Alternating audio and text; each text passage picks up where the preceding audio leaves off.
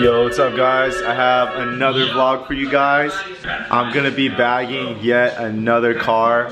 Today I'm bagging my homie Mac's car. I believe it's a 2013 WRX sedan. And he bought these bags off Kevin & brother. So I'm not sure if you guys have seen his car, but he had a white STI sedan and it was pretty clean. So Mac got a super good deal on those bags and I'm here gonna install them for him. Here's a video on how to do it, or at least the route that I'm gonna take doing it.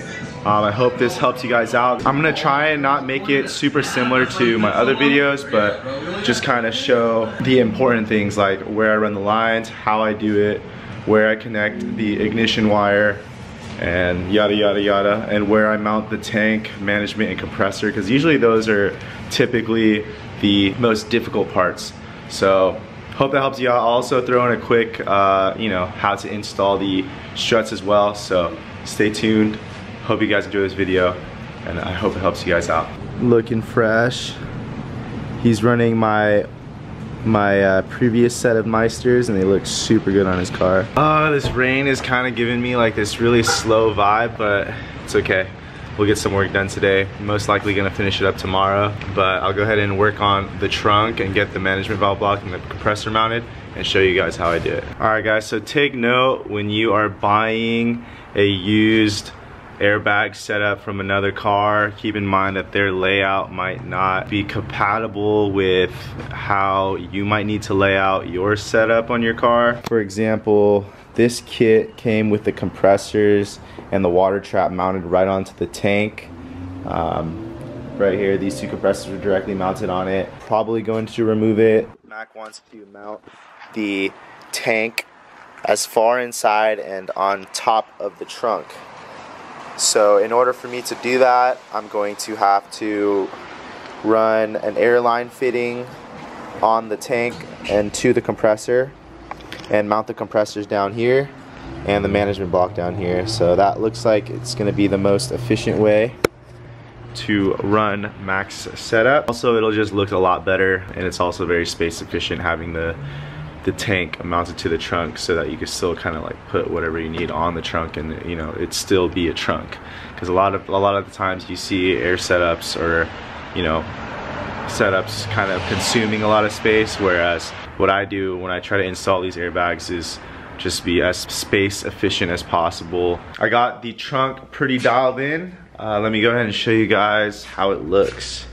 There it is. I got both compressors mounted where the spare tire used to be, and I have the management block mounted right in between for space efficiency. So what I used was that same like high density plywood or high density soft plywood. I don't really know what it's called, but it's super easy to cut and it's kind of like a nicer looking plywood. To mount these wooden platforms down, I used acrylic silicone. It's super cheap. You can get it at Home Depot or Lowe's or any like hardware store, I guess. But mainly at Home Depot and Lowe's will for sure have it. It's super cheap. They're only like $2 or $3 per tube. So I know in the previous videos for my airbag install videos, I didn't really go too in depth in terms of detail on how to install and like what stuff I used and whatnot.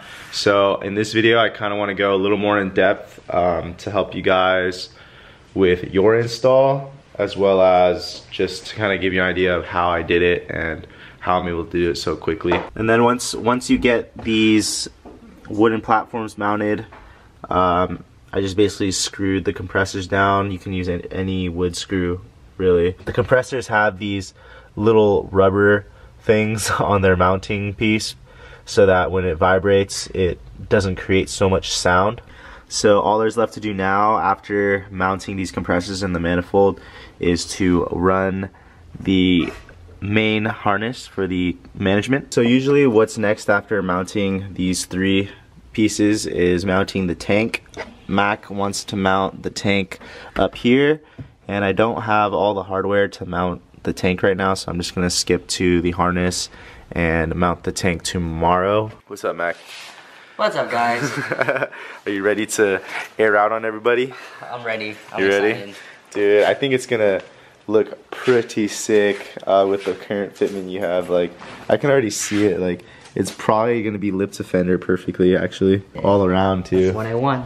All right, guys, when running your main harness, the next thing to do would be to remove the rear seats so that you can kind of tuck it under the seat. All right, guys, really quick tutorial on how to remove your rear seats because it is going to be necessary. First, what you're going to do is you're going to try and slip your hand under the seat, pull up the seat, and then try and pull this tab to release the anchor right here. It is going to be hard to pull while you're pulling up on the seat, so you kind of want to like just pry the seat up just to get your finger underneath there, and then kind of push down on the seat and then pull this out and then pull up. You're gonna have the same thing on the other side, then do the same thing over there. And then this part, the anchor that hooks onto here, you just pull it up. It is gonna be pretty tough to pull out, so don't be afraid to put some elbow grease in there and just yank it out. You should be fine. Once you have the seat out, it'll be easier to remove the rear passenger seat trim. Just kind of slip it out of this plastic clip right here. Then once you get this out, you should be able to slip your harness and airlines under here and through there to the front.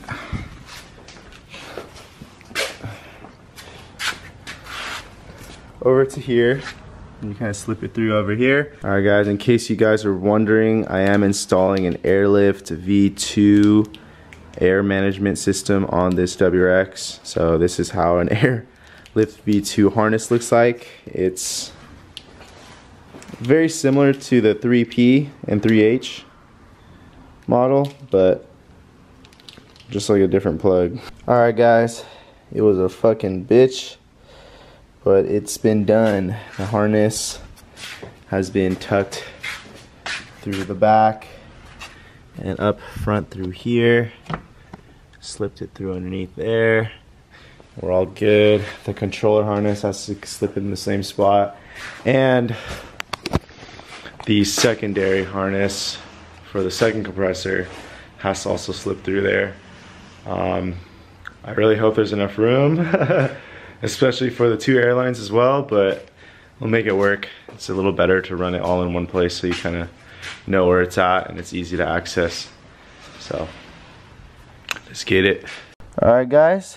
I am positioned at the driver's side front seat right now, and I managed to put the main harness and the secondary harness under the trim along here.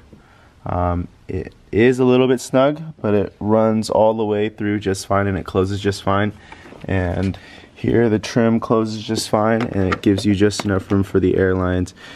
We can, after putting the trim on and after this top part, it clips into this section right here. There's still this section right here where you can run the airlines all the way up to the front.